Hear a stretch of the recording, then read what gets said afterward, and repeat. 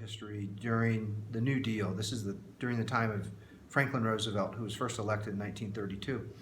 And prior to that, the main focus of government at all levels was protecting the property and persons of citizens. I'm not saying there was no crony deals. There were some, but it was relatively minimal compared to what we have today. And Franklin Roosevelt offered an entirely new way of thinking about government. He was quite explicit. You can find it in any of his speeches. He said, the United States started with this idea that human beings have a natural, rightful claim to their own person, their body, their mind, their ideas, their property, anything that they produce, and that government is supposed to protect those natural rights. You referred to this idea just a moment ago of a natural right. A natural right is something to which you have a rightful claim by your nature as a human being, regardless of where you are, regardless of what the laws might happen to say. That's a natural right, something that emerges from your human nature. And Roosevelt came along, he said, that was great. That was wonderful. That was a good, firm start of the country. Now we need to add on to those natural rights. So you have the natural right to your own body, your own ideas, your own property, your own free speech and free worship of God. Those are all your natural rights. And let's add to that the right to a house, and you have the right to health care, and you have a right to food and the right to education, right? It's what he called economic rights. In fact, he often would say we need to add an economic bill of rights to the original. They're very similar. Oh, absolutely. Well, much of Roosevelt's New Deal program became a model for constitutions around the world, including, if you go read the United Nations Declaration of Human Rights, what you'll see is this mishmash of old-fashioned natural rights. It does say things in there about, the individual freedom to speak and worship God freely and have private property. And then it says, and people have the right to a house and to educate. And the thing about those economic rights, each and every one of them, it's not to say those are bad things, right? Schooling is great for kids. Mm-hmm. Housing is great for people who don't have a house. Medicine is really good for sick people. That's all true. And once we call them an economic right and we put government in charge of delivering them, the only way that government can deliver a house to one person is to either take a house from someone else, or more likely take money from someone else to have the house built. So every one of those economic rights requires a transfer of wealth. And every transfer of wealth requires violating the property of at least some people. Do you know anyone who gives money to the government freely? I don't, and it is the most curious thing, right? Every time there's recently in Congress they made a big deal about a tax reform bill, and in certain areas it included some tax cuts, lowering the tax rate. Okay. And of course, lowering the tax rate, what that really means is people are free to keep more of what they produce. That's what it means to lower. To raise taxes means government is going to take more of what people produce. But it's really interesting whenever this notion of tax cuts come up, right? It's as if we forget altogether that it's individual citizens creating this wealth, and there's this great fear of oh my goodness. How is government going to transfer that if it's not taking from people? Well, I'll offer here one little fun piece of trivia for our listeners. The question is, does anyone know the highest marginal tax rate in American history? It actually came during the New Deal. And when I ask that question, people will say, was it 90? 90%? And I'll say, you got to keep going up. And they'll go, 95%? No, you got to keep going up. And then at some point, right, they'll fold their arms. They'll say, 100. Well, it can't be more than 100%. It was. It was 100. How did that work? 104%. How did that work out? Oh, so the debates on the floor of Congress, there were some thinking minds there who were thinking, wait, 104%. how do you tax people more than They what make. more than what they make? They just take their homes. And the response of the new dealers was, look, people who fall into that tax category, they have savings. And so they can pay everything that they're earning and then dig into their savings to send some more loans. So that was the highest tax rate, 104%. And you'll never be able to tax them again because they won't have anything. They won't have anything, right? And they won't have any reason to That's right. work because That's you're going right. to steal it all. That's right. But That was a good year. Isn't it strange that whenever there's even a hint of some kind of lowering the tax level, and we hear all this fear mongering and people wringing their hands with concern, but the truth is the tax is just a legalized minimum.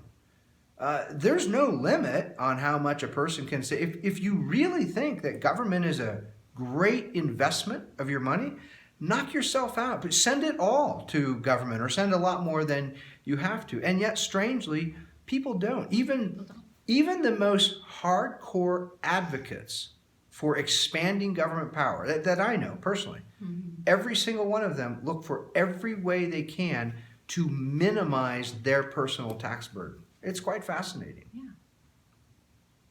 Yeah. No one freely gives up their money. No one does. No. But if you do feel compelled and you feel like they can do it better and more wisely than you can, then by all means, go ahead. I have floated a proposal. No one has yet to take me up on it. And the proposal is every legislative body, whether it's a city council, the state legislature, Congress, every governmental legislative body should begin each session with someone standing up and announcing, ladies and gentlemen, we are now convened to spend other people's money. That is what we are going to do. Everything Really that gets good at it, proposed, guys. right? We're going to spend just as a reminder of that's what's going on. We're spending other people's money. Yep.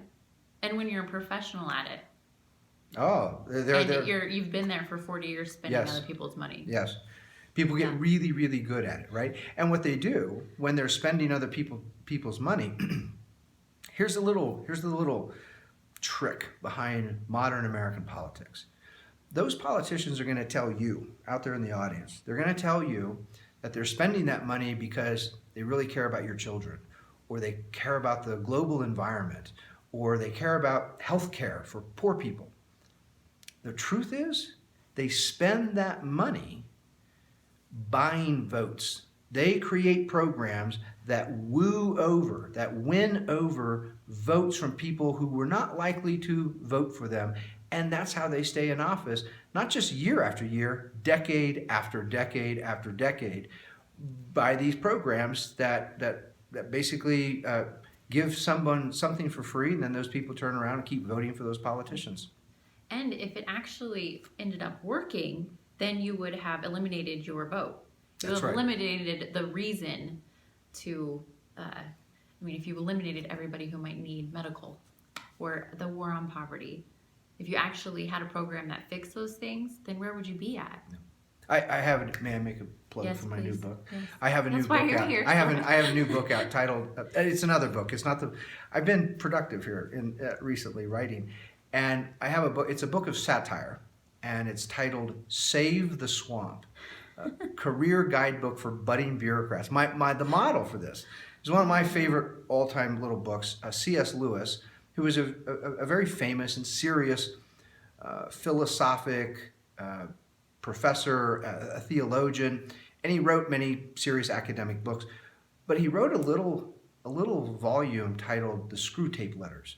And so here's this tremendous academic mind who's been studying theology his whole life. And in the Screwtape Letters, it's a work of fiction, and it's a senior demon who works for the devil, and he's writing letters to his nephew on earth, who's a junior demon, whose job is to tempt human beings, to turn human beings to the side of the devil. And so the senior demon is giving him advice, right? And it's fantastic. You know, like one of the first letters in there, the senior, the uncle, he writes to his nephew. He says, "Nephew, you're making a mistake. You're out there telling people to do evil. nobody wants to do evil. You're not going to be successful. Rather, just tell them there is no good and evil. There's no such thing. And therefore, they don't have to feel guilty about whatever they do. That's a more efficient way to get people to do evil. Absolutely. So I recommend it to our listeners who don't know about it. C.S. Lewis's little book, The Screwtape Letters. And my book is modeled on that, except I'm not writing letters of advice to demons. I'm writing letters of advice to government bureaucrats. That's awesome. And the whole thing is satirical. So, for example, I have a chapter in there on the art of failure. And I point out, I say, look, if you're now working for government, you're an unelected civil service bureaucrat, you have to not only learn, but master the art of failure. And it's really difficult because most of us growing up, many of us played sports or in academics, we were somehow competitive. We would think about things like winning and achieving excellence. Doing a good job. Achieving goals and benchmarks and deadlines. Now that you're a bureaucrat, you have to set all that aside. Because the way a bureaucrat's budget gets bigger is to fail. And not just fail, but fail in spectacular ways. So, for example, if you're the EPA, turn an entire river in Colorado yellow so that the whole world can see it, right? You can see it from satellite pictures. Because then the bureaucrats can go to Congress and say, you know, if we just had more power and more money and more resources, we would do a better job. So I'm just backing up your point, reinforcing that it's a benefit. It's in the interest of government bureaucrats running various programs to fail, because that's the way that they get more money, more power, more resources. Wow. Yeah, it's really I've been studying the phenomenon of the administrative state, meaning unelected bureaucracies. And the incentives are quite perverse when you really see how these organizations work and what the motivations are.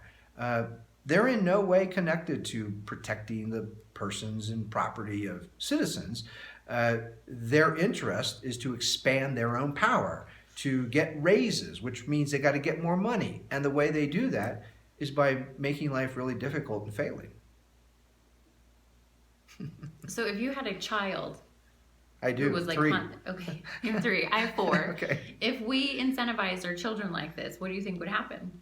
Oh, right. Well, think of apply those rules to your house. Yeah, no, it's the You'd slap opposite. their hand when they try to tie their shoe. It's the exact opposite, right? Just think of the combination of the United States tax code coupled with the modern welfare state. Put those two things together. What that means is those who are most productive, we punish. We take away their stuff. We take away more of their stuff at a higher rate. And those who are the least productive or not productive at all, we give them free things.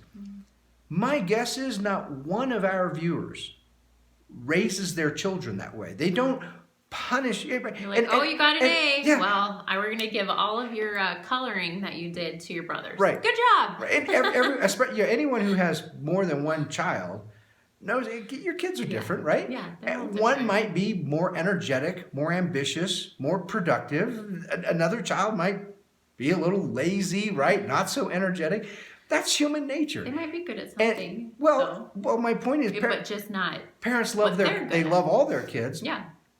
But in those different behaviors that they witness from their different kids, no parent punishes good behavior, and no parent rewards and incentivizes bad behavior. And yet that's what this monstrosity Leviathan modern government that we've created, that's exactly what it does.